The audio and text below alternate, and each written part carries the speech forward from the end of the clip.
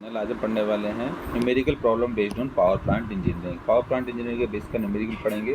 Question इसमें the main effective pressure of an IC engine is 5 kilogram per centimetre square. The ratio of piston to stroke is 2:3। Calculate the size of the 4-cylinder 4-stroke engine if it runs at 200 rpm and its bhp is 16 kilowatt. The mechanical efficiency is 80%। ये question दिया हुआ है। इसमें दिया गया एक main effective pressure ice engine का दिया है 15 किलोग्राम पर सेंटीमीटर स्क्वायर और रेशो दिया हुआ है पिस्टन टू स्ट्रोक जो कि दिया है 2:3 दिया है। इसमें आपको calculate the size of the 4-cylinder 4-stroke engine निकालना है जिसमें स्पीड दी हुई है 200 rpm एंड इसका ब्रेक हॉर्स पावर दिया है bhp 16 किलोवाट। मैकेनिकल एफिशिएंसी दी हुई है 80%। सॉल्यूशन करेंगे। इसमें गिवन दिया हुआ है मेन इफेक्टिव प्रेशर मतलब पीएम जो दिया है वो दिया है 5 kilogram per centimetre square. P M equal to है 5 किलोग्राम पर सेंटीमीटर स्क्वायर। इसको न्यूटन में कन्वर्ट करना है किलो न्यूटन में, तो इसको हम क्या करेंगे 100 से मल्टीप्लाई कर देंगे तो हो जाएगा 500 kilo newton per metre square के बराबर। ये कन्वर्ट हो जाएगा 500 kilo newton per metre square. चूँकि आपको इसमें दिया हुआ है diameter of the piston to the stroke दिया है, रेशो दिया 2:3 दिया हुआ है, तो D/L दिया हुआ है 2/3 के फॉर्म में। स्पीड दी हुई है n equal to 200 rpm। Brake horse power दिया हुआ 16 किलोवाट। bhp इक्वल टू दिया हुआ 16 किलोवाट के बराबर। मैकेनिकल एफिशिएंसी दी हुई है न्यू m इक्वल टू 80% के बराबर। इसमें मेन इफेक्टिव प्रेशर कितना है पीएम इक्वल टू है 5 किलोग्राम पर सेंटीमीटर स्क्वायर, जिसको हम लिख सकते हैं 500 kilo newton per metre square. D/L दिया हुआ है 2/3 के फॉर्म में। n इक्वल टू दिया है 200 rpm। bhp दिया है ब्रेक हॉर्स पावर 16 किलोवाट और मैकेनिकल एफिशिएंसी दी हुई है 80% के बराबर। क्योंकि मैकेनिकल एफिशिएंसी का फार्मूला होता है break horse power upon indicated horse power मतलब bhp/ihp होता है। क्योंकि आपको मालूम है मैकेनिकल एफिशिएंसी 80% दिया है जिसको हम लिख सकते हैं 0.80 इक्वल टू bhp जो दिया हुआ है वो दिया हो 16 किलोवाट, तो 16 पुट कर दिया अपॉन ihp। इससे हम इंडिकेटेड हॉर्स पावर निकाल सकते हैं। इसको यहाँ कर देंगे और इसको हम यहाँ कर देंगे तो इसके द्वारा हम इसमें इंडिकेटेड हॉर्स पावर निकाल सकते हैं। तो ihp इक्वल टू हो जाएगा 16/0.80 के बराबर। इससे हम निकाल सकते हैं 20 किलोवाट। तो इंडिकेटेड हॉर्स पावर आ जाता है 20 किलोवाट के बराबर। तो IHP इसमें कितना हो जाएगा 20 किलोवाट के बराबर। इसके बाद IHP इक्वल टू फार्मूला होता है PMLN/2 × 60।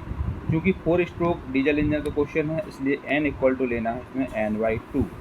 तो इसलिए n अपॉन की जगह पर हम क्या करेंगे n/2 कर देते हैं तो ये हो जाता है। जो कि फार्मूला होता है इसमें इंडिकेटेड हॉर्स पावर का IHP इक्वल टू होता है PMLN/60 होता है।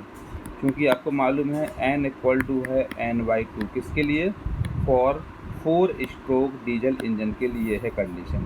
तो n की जगह पे यहाँ पर 2 पुट कर दे n/2 पुट कर देते तो 2 का इसमें मल्टीप्लाई हो जाता। तो ये बन जाता है एक फार्मूला इंडिकेटेड हॉर्स पावर का IHP इक्वल टू PMLN/2 × 60 के बराबर। क्योंकि ये 4-स्ट्रोक डीजल इंजन के लिए है n इक्वल टू n/2। तो चूँकि इसमें एरिया निकालेंगे, एरिया का फार्मूला होता है π/4 × d²। जो कि आपको मालूम है D/L इक्वल टू 2 ये दिया हुआ D/L इक्वल टू दिया है 2/3 के फॉर्म में। तो L को हम यहाँ ले जाएंगे तो D इक्वल टू हो जाएगा। तो D इक्वल टू हो जाएगा 2L/3 के फॉर्म में। तो ये वाली जो चीज़ है इसको हम क्या कर देते यहाँ पर पुट कर देते D की जगह पे। यहाँ हो जाता है 2L/3 का होल स्क्वायर। तो ये हो जाएगा π/4 × 2L/3 का होल स्क्वायर। इसको सॉल्व करेंगे तो ये आ जाएगा 0.348L² के फॉर्म में। तो हम इसमें वैल्यू पुट करते हैं इंडिकेटेड हॉर्स पावर जो कि 20 है और मेन इफेक्टिव प्रेशर दिया है 500 जो कि निकाला है स्ट्रोक L इंटू जो एरिया है वो इसमें ये दिया है 0.348 × L²। स्पीड आपको 200 rpm दिया है तो वो पुट कर दिया अपन 2 × 60। अब इसको सॉल्व करते हैं तो यहाँ हो जाता है LQ के फॉर्म में आ जाता है L² और L हो जाता है। बाकी इसको सॉल्व करते हैं तो ये हो जाता है 2400/34800।